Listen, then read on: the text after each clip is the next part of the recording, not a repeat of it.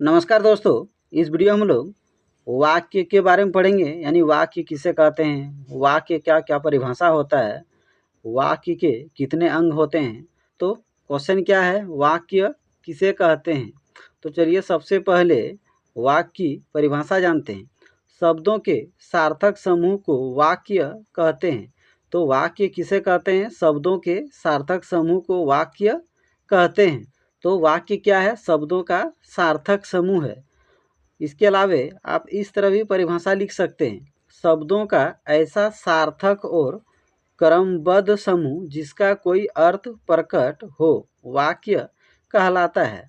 उदाहरण में देखिए, अजय पुस्तक पढ़ता है। तो ये जो वाक्य है, यहाँ साफ पता चलता है कि अजय नाम का कोई लड़का है और वो किताब पढ़ने का काम कर रहा है। यह एक सुंदर फूल है। यहाँ एक फूल का बात किया गया है जो देखने में सुंदर है। तुम्हारा क्या नाम है, इस वाक्य से पता चल रहा है कि यहाँ नाम पूछा जा रहा है। तो यहाँ क्या लिखा है, शब्दों के सार्थक समूह को वाक्य कहते हैं।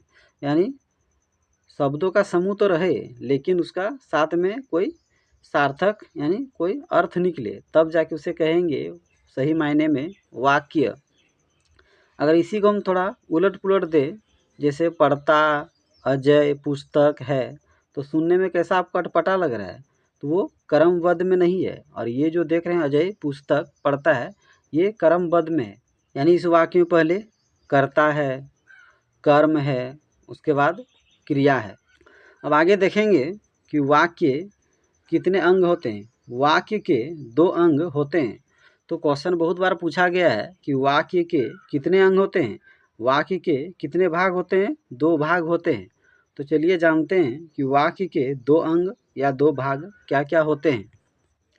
तो वाक्य के 2 अंग होते हैं, उद्देश्य और विधेय। क्या क्या होता है, उद्देश्य और विधेय।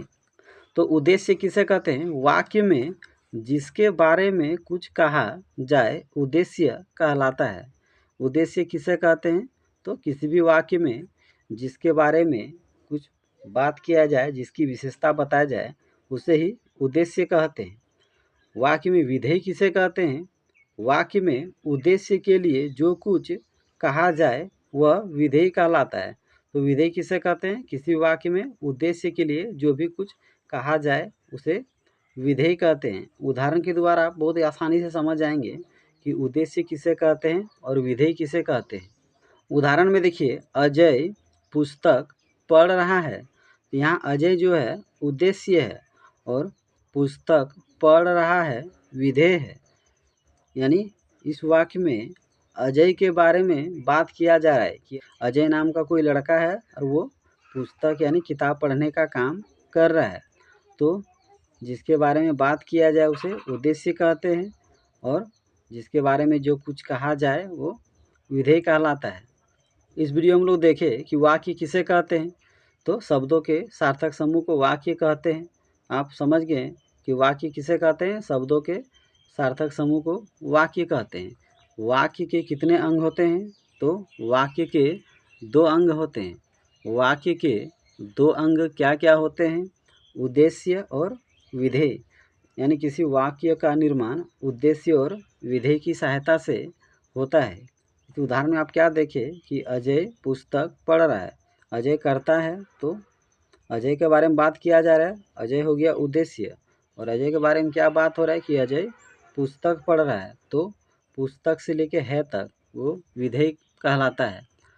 तो इसे आप दोबारा अच्छा से पढ़ लीजिए। और अगर मेरा वीडियो आपको अच्छा लगता हो तो मेरे यूट्यूब चैनल को ज़रूर सब्सक्राइब कर लीजिए। और फेसबुक पर देख रहे हैं तो मुझे ज़रूर फॉलो कर लीजिए।